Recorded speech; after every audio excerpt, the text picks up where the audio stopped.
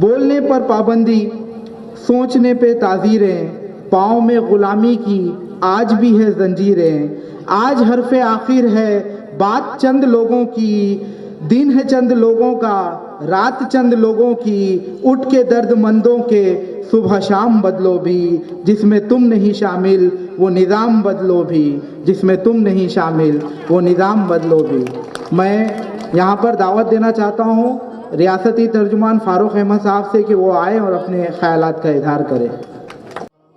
मोहल्ले की बुज़ुर्ग शख्सियत, डायस पे तशरीफ़ फरमा, वंचित बहुजन आघाड़ी के सभी अहदेदारान, आज के इस प्रोग्राम के ऑर्गेनाइजिंग टीम और यहाँ मेरे सामने बैठे हुए वंचित बहुजन आघाड़ी के तमाम सिपाही, सिपह सालार, तमाम लड़ाऊ जंगजू और नांदेड़ शहर की सबसे बागी बस्ती जिसको कहा जाता है, सबसे लड़ाऊ बस्ती जिसको कहा जाता है, उस खड़गपुरे के तमाम मेरे बुज़ुर्गों, नौजवान साथियों और घर में बैठी हुई पर्दानशी मेरी माँ बहनों, सभी को अस्सलाम वालेकुम रहमतुल्लाहि बरकातहू।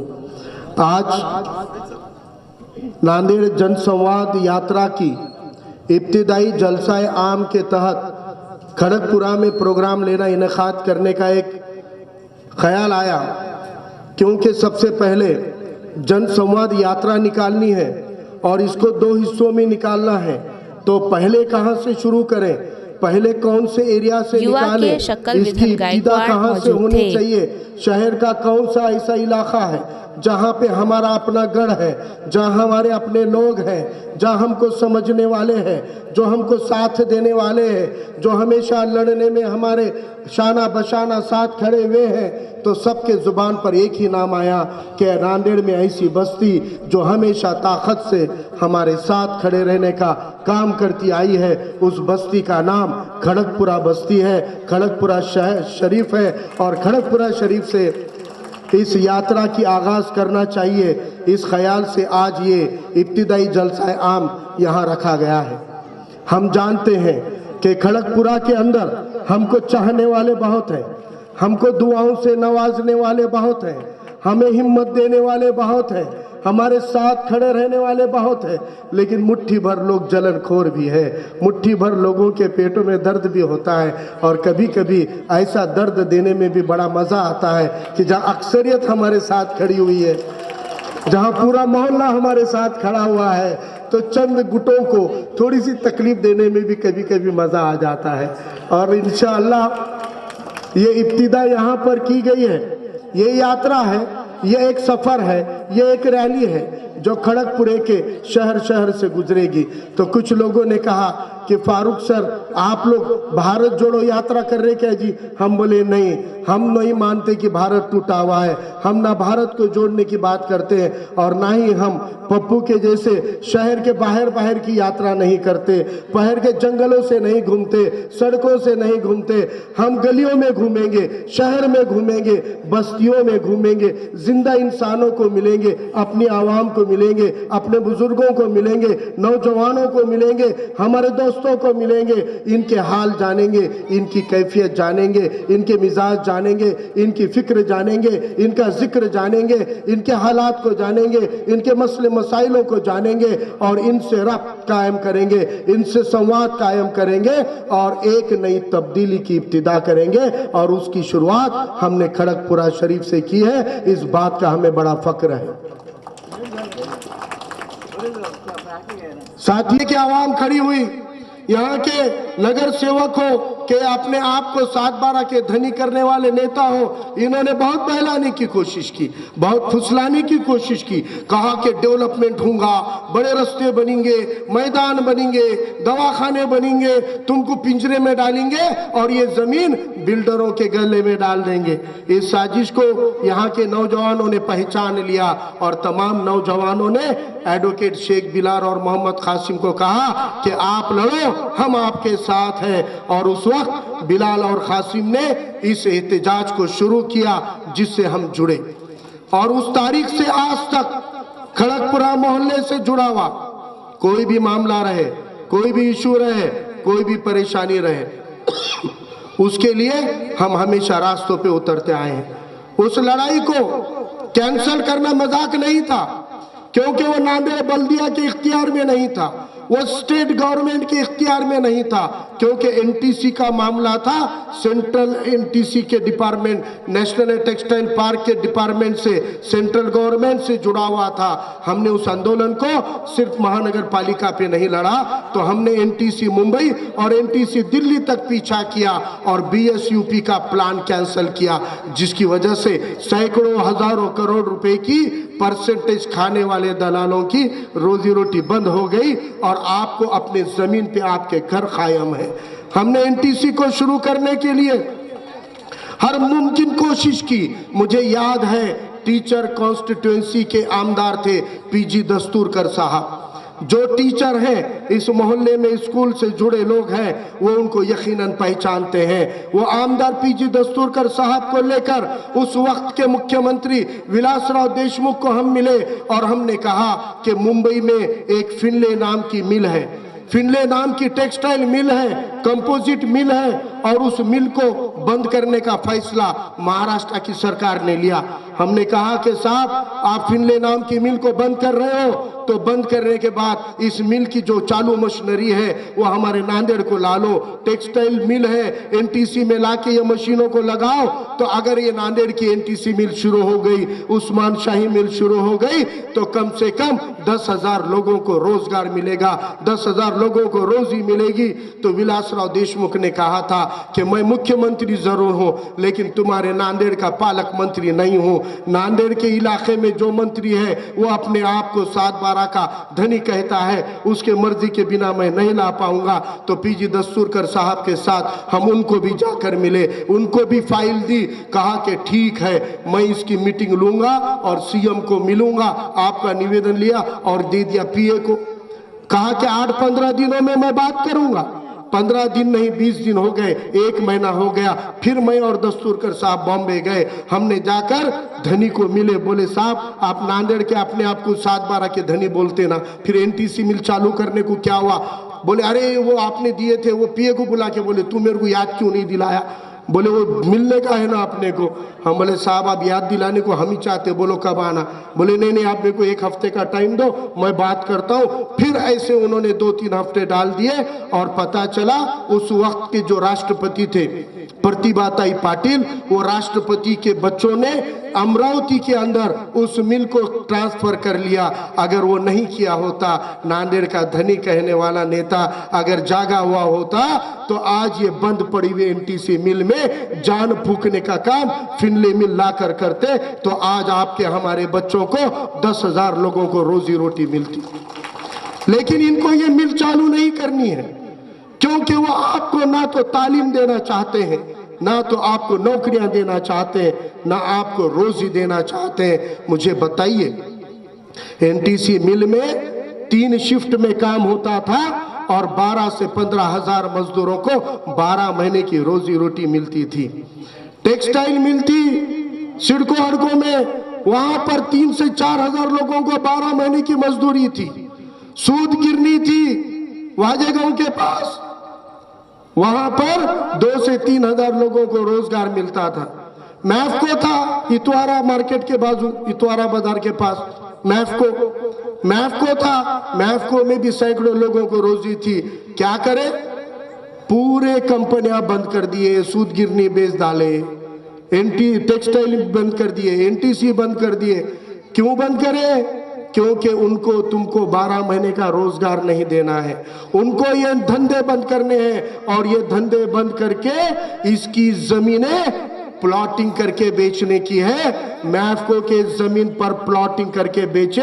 फिर भी वो बुजुर्ग शाह साहब की मैं तारीफ करता हूं, उन्होंने जद्दोजहद से उस लड़ाई को जारी रखा और अब कोर्ट का ऑर्डर आया कि मैफको के जमीन पे बनी हुई बिल्डिंगों को तोड़ दो और उसके मूल मालिक शाह साहब को दे दो। भू माफियाओं, ये नांदेड़ है, यहाँ पे पप्पू टप्पू नहीं रहते, तुम्हारे पप्पा रहते हैं। ये पप्पू की नहीं, पप्पाओं की बस्ती है और तुम्हारे पप्पा तुम्हारे बाप है। तुम प्लॉटिंगा करो, उसके घरा तोड़ के कब्जे लेने का काम नांदेड़ की बहादुर आवाम करेगी, ये मैं याद दिलाना चाहता हूं। इस एनटीसी के बस्ती पर आप G+2 का पिंजरा खड़ा करना चाह रहे थे। अकेले बिलाल और कासिम के टीम ने खड़गपुरे के बस्ती ने बम्बई और दिल्ली को हिला दिए और ये पालक मंत्री, कैबिनेट मंत्री, मुख्यमंत्री मुंह तकता रह गया और वो प्रोजेक्ट को हमने कैंसिल करा दिया। हम मानते हैं कि हमको आज तक नगर सेवक का, आमदार, खासदार का कोई पद नहीं मिला, लेकिन हमको ये मालूम है कि ये देश कानून से चलता है, संविधान से चलता है। हमने उस संविधान के बल पर, उस कानून के बल पर ये सब उनकी दादागिरियों को, धतिंगशाही को रोकने का काम किया है। ये मैं आपको याद दिलाना चाहता हूं। मैं समझता हूं, मैं जानता हूं कि आज हम लोग जिन हालात से गुजर रहे हैं, अभी मोहम्मद कासिम साहब ने कहा कि गलियों में की हालात क्या है, सड़कें नहीं है, अच्छा पानी नहीं है। मेरी फिक्रें इससे आगे की है। मैं ये मानता हूं खराब रास्ते पे हम चल लेंगे जी, पानी खराब आ रहा, फटकड़ी मिला के पी लेंगे, नहीं तो 20 रुपए का डब्बा ला लेंगे, लेकिन मेरे आने वाले बच्चों की मुस्तकबिल का, मेरे आने वाली पीढ़ी का जो तालीम का दर्जा होना चाहिए, जो तालीम की क्वालिटी होनी चाहिए, जो मियार होना चाहिए, मुझे फिक्र उसकी है कि हमारे ये बच्चों का मुस्तकबिल एक अच्छे मियारी तालीम के बगैर नहीं बनेगा, क्वालिटी एजुकेशन के बगैर नहीं बनेगा।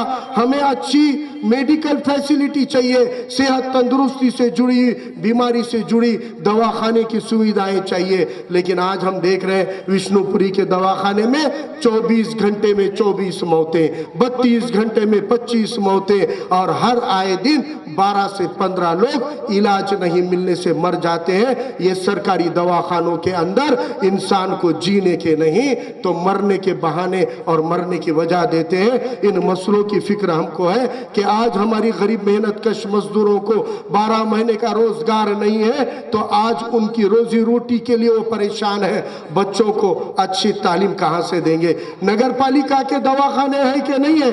नगर पालिका के स्कूलें हैं कि नहीं है, लेकिन नगर पालिका के स्कूल के अंदर बच्चे पढ़ते नहीं हैं। कोई माँ बाप अपने बच्चों को पढ़ाना नहीं चाहते हैं। क्यों नहीं पढ़ाना चाहते हैं? वो तो भी स्कूल है, बेंच है, क्लासरूम है, अच्छी इमारत है, लेकिन कोई मजदूर अपने बच्चों को उस स्कूल में इसलिए नहीं डालता क्योंकि वहां पे मियारी तालीम नहीं है, दर्जेदार एजुकेशन नहीं है, अच्छे दर्जे का शिक्षण नहीं है, इसलिए नहीं डालता। मेरे भाइयों, जो अच्छी स्कूलें, जो इंग्लिश मीडियम की स्कूलों में आप बच्चों को बड़ी बड़ी फीस भर के डाल रहे हैं, मैं बताऊं आपको, उस प्राइवेट स्कूल के अंदर टीचर की तनख्वाह कितनी होती मालूम है क्या? प्राइवेट स्कूल जहां तुम बच्चों को बड़ी फीस दे के पढ़ा रहे हो, वहां के टीचरों को 5,000, 8,000, 12,000, 15,000 से ज्यादा तनख्वाह नहीं होती। लेकिन वहां प्राइवेट स्कूल के अंदर एक उनका बॉस बन के संस्था चालक उनसे अच्छी तालीम करवा के लेता है। 15,000 कमाने वाला टीचर जो स्कूल में है, आप फीस दे के वो स्कूल में बच्चे को डाल रहे, और नगर पालिका के स्कूल के अंदर 40,000 तनख्वाह वाला टीचर है, 50,000 तनख्वाह वाला टीचर है, 60,000 तनख्वाह वाला टीचर है, लेकिन हम अपने बच्चों को वहां नहीं डालते क्योंकि वो 40-40, 50-50 हजार की सैलरी लेते हैं, तनख्वाह लेते हैं, लेकिन बच्चों पे तवज्जो नहीं देते, अच्छी तालीम नहीं देते।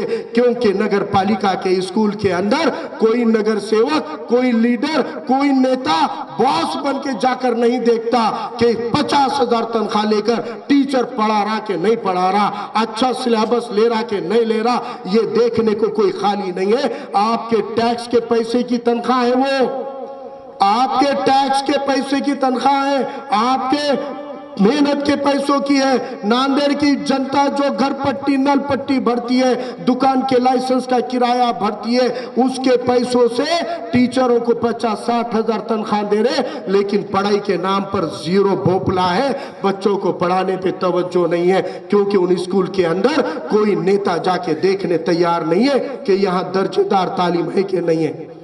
तो हमारे पैसा तो पूरा वेस्ट कर रहे हो। 40,000, 60,000 तनख्वाह देने वाले टीचर जहां है वहां बच्चे नहीं है। 15,000 के टीचर है, वहां लाइन लगा के नंबर नहीं लगा। तो फारूक भाई जरा वो बात करो जी, स्कूल में एडमिशन नहीं मिल रहा, अरे क्यों वहां डालने का? अरे भाई मोहल्ले के बाजू डालना, नहीं जी वहां पढ़ाते नहीं, क्या करेंगे? और सच बात है। इसीलिए अच्छी तालीम के लिए महंगे टीचरों की नहीं तो कोई तो लीडर हो जो स्कूलों के एजुकेशन पे फिक्र करे।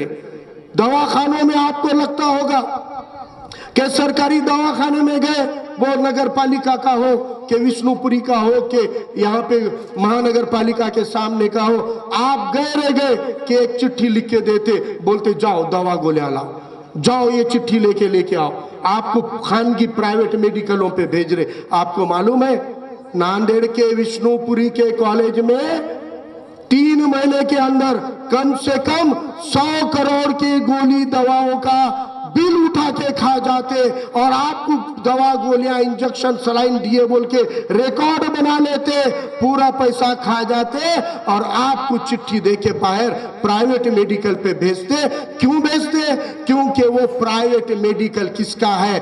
आमदार के रिश्तेदारों का है, खासदार के चमचों का है, उनके रिश्तेदारों का है और उनका और डॉक्टरों का परसेंटेज रहता, कमीशन रहता। वहां का कमीशन खाने के लिए सरकारी दवाखाने वाले खानगी चिट्ठी लिख के आपको बाहर से दवा लाने लगाते हैं। ये हम अपने जो पेट्रोल आप भरते हैं मोटरसाइकिल में 108 रुपए का 10 रुपए का पेट्रोल आप जो डालते हो तो वो पेट्रोल की सच्ची कीमत 50 रुपए है। वो पेट्रोल बनाने वाली कंपनी को खाली 50 रुपए मिलते, लेकिन 60 रुपए महाराष्ट्र के और केंद्र की सरकार के तिजोरी में जाते हैं और ये 60 रुपए 1 लीटर के पीछे आपकी मेहनत की, मजदूरी की, खून पसीने की कमाई सरकार के तिजोरी में जाती है और वो पैसा सरकारी दवाखानों को दवा गोली इंजेक्शन सलाइन के लिए आता है। वो आपका पैसा है, आपके मेहनत का पैसा है, आपके खून पसीने की कमाई का पैसा है, जिसको करप्शन और भ्रष्टाचार के नाम पर लूट के खाने का काम ये दवाखानों में हो रहा है। ना तालीम का दर्जा है, ना दवाखाने की सुविधा है, ना रास्ते है, ना नालियां है, लेकिन राज तो चल रहा है, सत्ता तो चल रही है। क्यों तुम्हारे लिए कोई नहीं लड़ रहा है? क्यों तुम्हारे लिए कोई वो दवाखाने में जाके डंके की चोट पे नहीं बोलता, बताओ ये महीने की मेडिसिन की फाइल कितनी मेडिसिन आई और कहां बटी है? कौन वहां खड़े रहकर क्यों नहीं देखता है? आपके मोहल्ले में एक लीडर है जो लोगों को, पेशेंटों को सुविधा देने के लिए सरकारी में जाते हैं, लेकिन उनके भी पेशेंट को चिट्ठी बाहर से चलानी पड़ती है। इसलिए भाई दवाखाने का रास्ता हमको नको बताओ, वो हम ढूंढ लेंगे, लेकिन हमारे मेहनत के पैसे की हक की जो दवा गोलियां इंजेक्शन आ रहे हैं वो तुम्हारे साहिब का परसेंटेज बंद करके हमारे झोली में डालो, हमारे को वो सलाइन इंजेक्शन का फायदा पहुंचाओ। ये कहने की आज नौबत आई हुई है। इसके बावजूद हम देखते हैं कि आज गली से दिल्ली तक क्या माहौल बनाया है। मुसलमानों को डरा के रखने का काम हो रहा है, मुसलमानों को दबाने का काम हो रहा है। कभी औरंगजेब रहमतुल्लाह के नाम पर, कभी टीपू सुल्तान के नाम पर क्या कर रहे हैं? स्टेटस रखे बोल के गुना दाखिल हो रहा है, बच्चों को पकड़ के लॉकअप में डाल रहे। अरे औरंगजेब आलमगीर का या टीपू सुल्तान रहमतुल्लाह का अगर एक स्टेटस लगाने से आप हमको गुनहगार ठहरा रहे हैं, उस कौम को, जो कौम ने इस मुल्क को आजाद कराने में सबसे पहली कुर्बानी दी हुई है।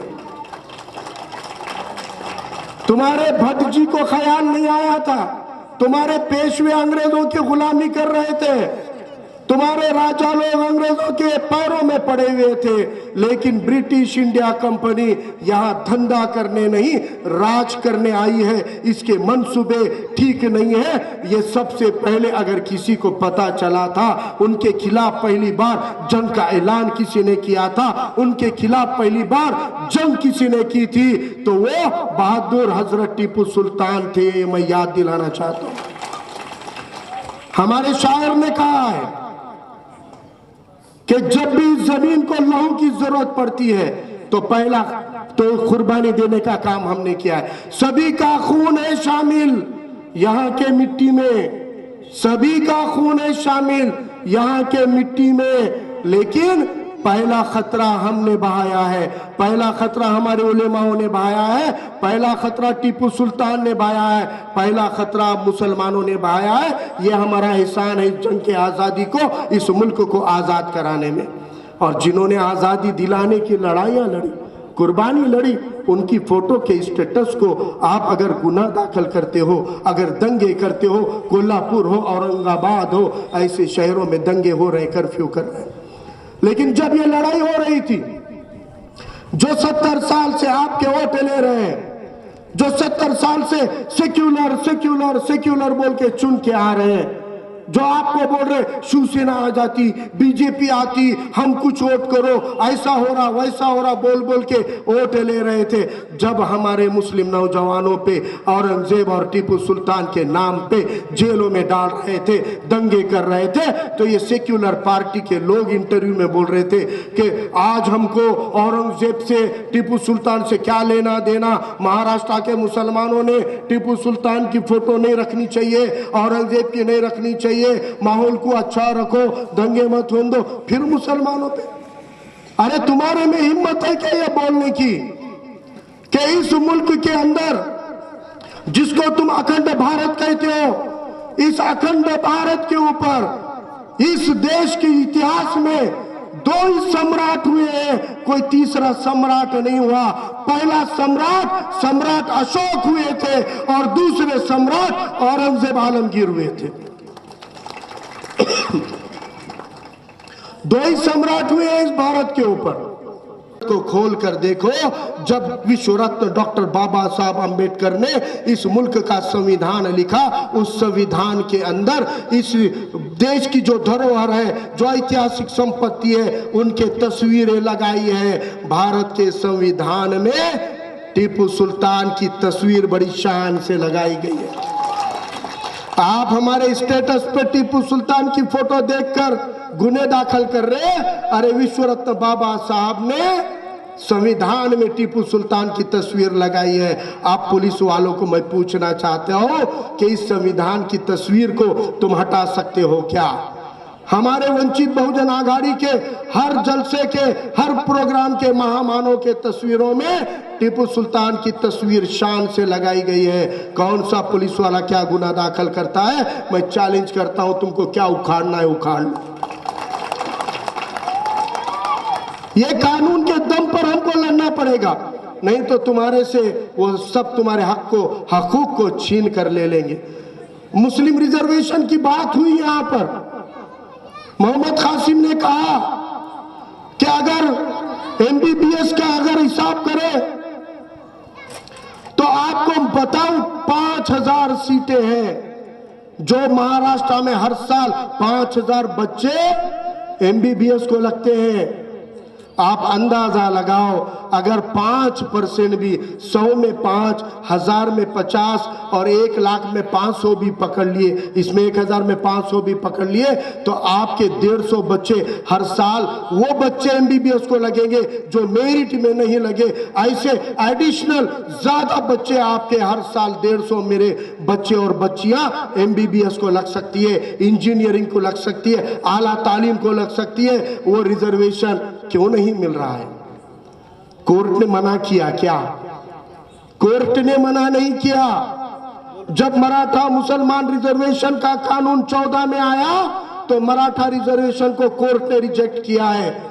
जो मराठा रिजर्वेशन को 2 बार कोर्ट रिजेक्ट कर दिया, वो रिजर्वेशन देने के लिए तड़पड़ मर मर कर रहे हैं। लेकिन जिस मुस्लिम शिक्षण रिजर्वेशन को हाई कोर्ट ने कहा जारी रखो, सुप्रीम कोर्ट ने कहा जारी रखो, वो सिर्फ लागू करना है। लेकिन कोई सियासी पार्टी, वो सेक्युलर भी 2.5 साल थे ना, उन्होंने भी लागू नहीं किया। और आज मुस्लिम रिजर्वेशन का नाम लेने के लिए ये सब नेताओं को शर्म आती है। नांदेड़ का नेता को एक बार हमारे पत्रकार भाइयों ने पूछा कि साहब मराठा आरक्षण पे तो तुमने पत्रकार परिषद ले लिए, हमको समझ में आगा, मगर साहब वो मुस्लिम रिजर्वेशन का क्या है जी? तो आपके तो नहीं बोलूंगा, नांदेड़ के दलिंदर साहब ने क्या कहा पता है आपको? अरे क्या मुस्लिम रिजर्वेशन लगाया बोले आपने? वो देखो ना, बोले वो क्या हीरोइन का नाम है, कंगना राणावत कैसे लफड़े कर रही है, बोले कंगना का टेंशन चालू है। हम मुसलमानों को रिजर्वेशन देते टाइम पे तुमको कंगना राणावत आती, अब वोट मांगने को आओ तुमको ललिता पवार याद नहीं है तो बोलना।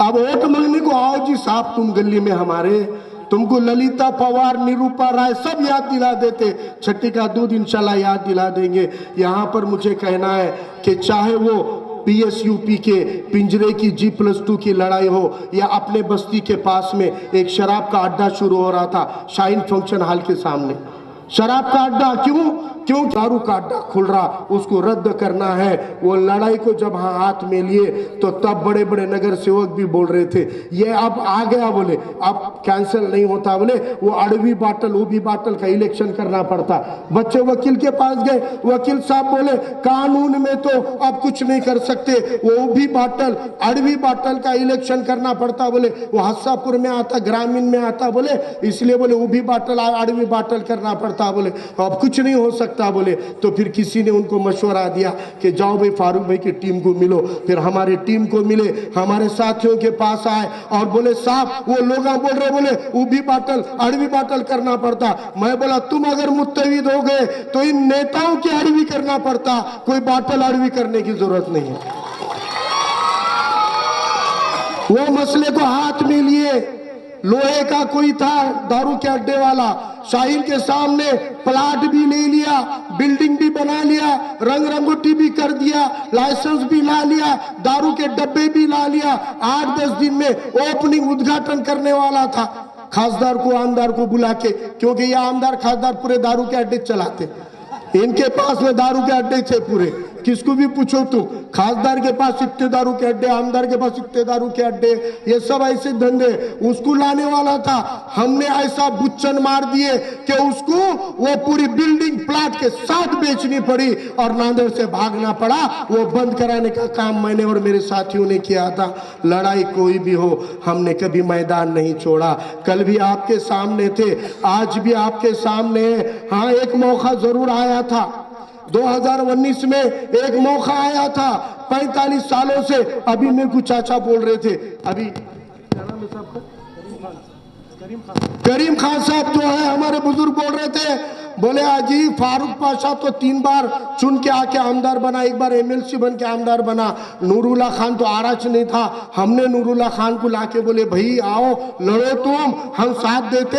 नूरुल्लाह खान साहब को लाके खड़ा करके हमने चुन के लाए थे। बोले, मैं बोला चचा नूरुल्लाह खान साहब को चुन के आके 48 साल होके चले गए और पिछले 45 सालों में 9 इलेक्शन होके गए, कैसा करना। वो बोले अब एक बार वापिस से नूरुल्लाह खान साहब को जैसा लाए थे वैसा जोर इंशाल्लाह मार के लाना पड़ेगा, क्योंकि 45 साल हो गए।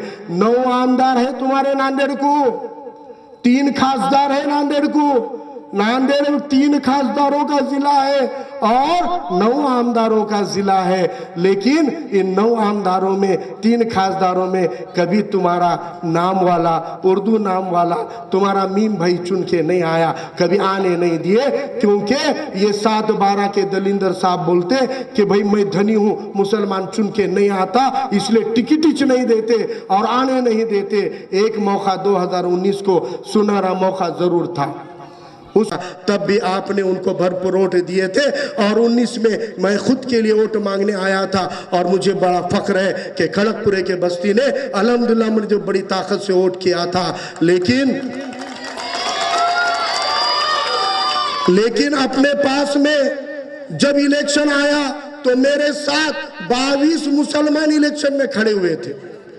कितने? 22 मुसलमान थे और बाकी अरे गहरे 12-15 थे। अब अरे गहरे मुसलमान सब मिला के 30-40 उम्मीदवार खड़े रहे।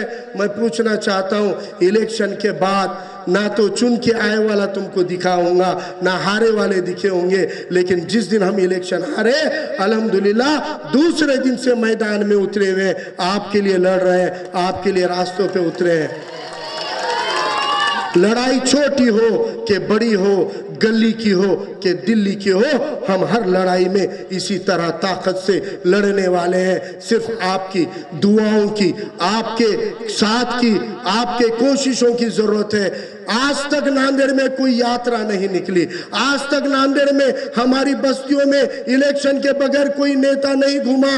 लेकिन पहली बार वंचित बहुजन आघाड़ी की टीम है जो हिम्मत कर रही है, क्योंकि पहली बार औरंगजेब के नाम पे, टीपू सुल्तान के नाम पे मारा जा रहा, तब सेक्युलर लोग बचाने नहीं आए। तब अगर कोई शख्सियत सामने आई तो आली जनाब प्रकाश अंबेडकर साहब थे, जो औरंगजेब की मजार पर जाकर चादर चढ़ा के बोले थे कि स्टेटस पे गुने दाखिल कर रहे हो, मैं औरंगजेब के मजार पे आया हूं, हुकूमत गृह मंत्री क्या बिगाड़ सकते हो, बिगाड़ लो, क्या गुना दाखिल करना है करके बताओ। ये हिम्मत अगर महाराष्ट्र में कोई मर्द मुजाहिद ने दिखाई तो आली जनाब प्रकाश अंबेडकर साहब ने दिखाई थी।